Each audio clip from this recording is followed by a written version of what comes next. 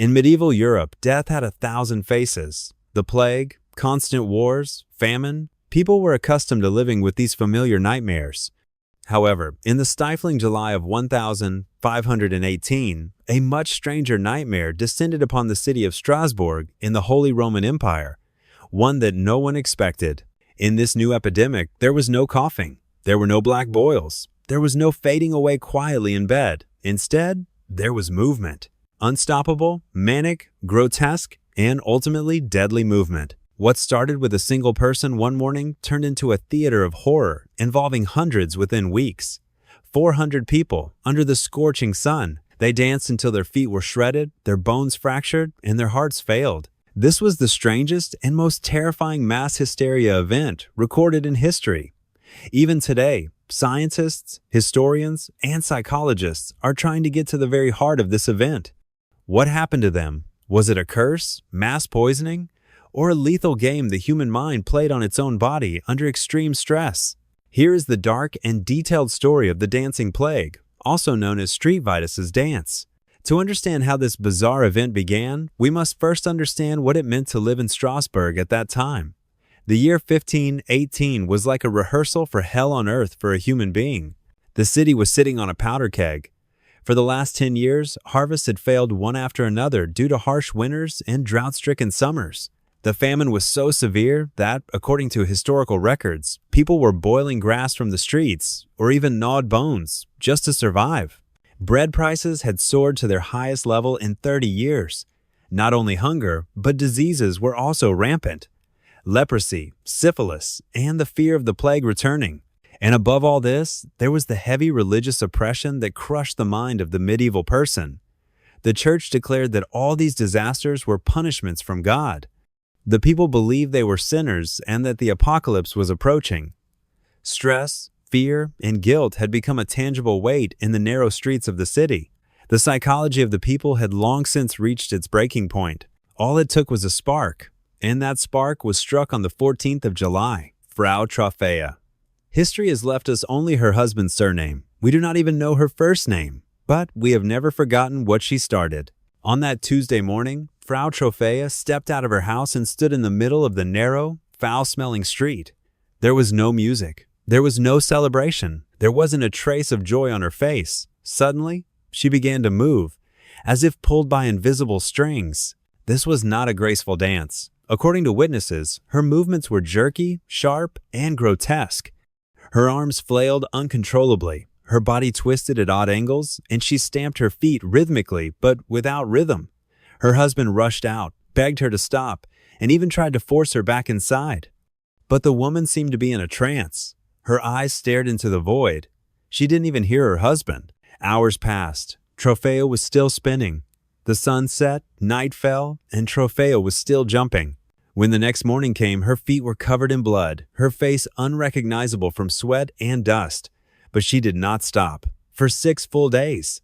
Without sleep, without food, neighbors first thought she had gone mad. Some whispered that she was possessed by a demon, but something else was sprouting in the minds of those watching, a strange attraction mixed with fear. When Frau Troffea finally collapsed from exhaustion, and she did manage to survive, the authorities sent her to the shrine of Street Vitus for a cure. The city breathed a sigh of relief. They thought the event was over.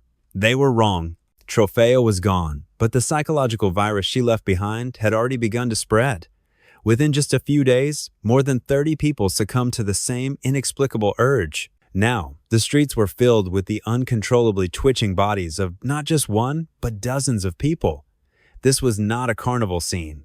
This was a horror movie scene. In letters and chronicles written at the time, we read that most of the dancers hated their condition. People were screaming, crying, begging God to make it stop. There were those shouting, "My legs are burning, stop me!" But their bodies had completely escaped the control of their minds. By the beginning of August, nearly 400 people were in the grip of this deadly rhythm in the main squares and streets of Strasbourg. The air in the city was heavy with the smell of sweat, excrement, blood, and impending death.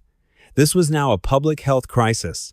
The city council and the doctors of the time were in a complete panic. What was this? The church argued it was a curse or demonic possession, demanding immediate exorcisms. However, the city council chose to trust the medical understanding of the era, humoral pathology. The doctor's diagnosis was this: hot blood. According to them, these people's blood had boiled due to the misalignment of the stars and the extreme heat. Their treatment recommendation was unbelievable: let them dance more. The doctors believed that the patients could only recover if they continued to dance to burn off this excess energy. And so, one of the most disastrous medical decisions in history was made. The city administration, instead of stopping this manic crowd, decided to help them. They had a massive wooden stage built in the busiest part of the city, the grain market. The area was cleared so the dancers could move more freely. And the worst part? They hired professional musicians. Paid flutists and drummers began to keep a beat for the crowd, who were already in a trance. The result was a total catastrophe. The music was like pouring gasoline on a fire.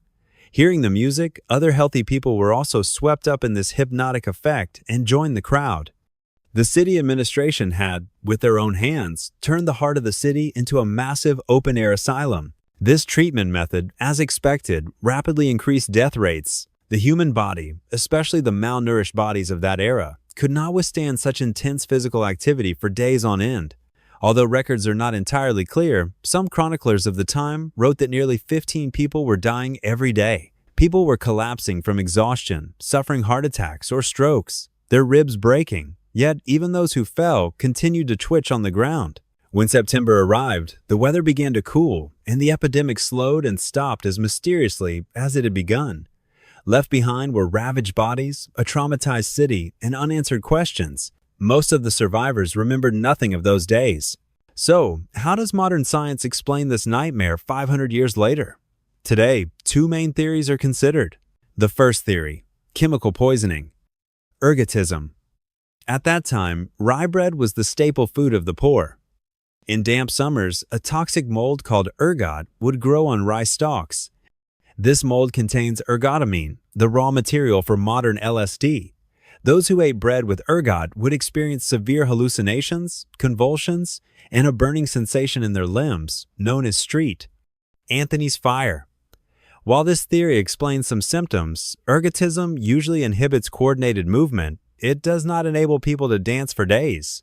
That is why most historians and psychologists lean towards the second and stronger theory: mass psychogenic illness or mass hysteria. To understand this, we must return to the terrifying atmosphere of 1518. The incredible stress caused by hunger, disease, and religious devotion created a collective break in people's minds. At that time, there was a strong superstition that street vitus could punish people by making them dance. People believed in this curse so strongly that when Frau Troffea made the first move, the minds of the others, already on the edge, were triggered. Their brains converted this intense stress into a physical symptom, specifically the cultural fear of the time, the dance. In other words, what killed them was not a bacteria or a virus. What killed them was the terrifying power of fear and belief over human physiology. The dancing plague of Strasbourg has taken its place in history as a chilling window into the dark corridors of human psychology. This event shows us that under the right conditions, our minds can play tricks on us powerful enough to destroy our own bodies. Do you think that today, in our modern world, we are not experiencing similar mass hysterias, albeit in different forms? If you enjoyed shedding light on this dark page of history, don't forget to like the video and subscribe to our channel for more mysteries. See you in the next video. Stay in the dark.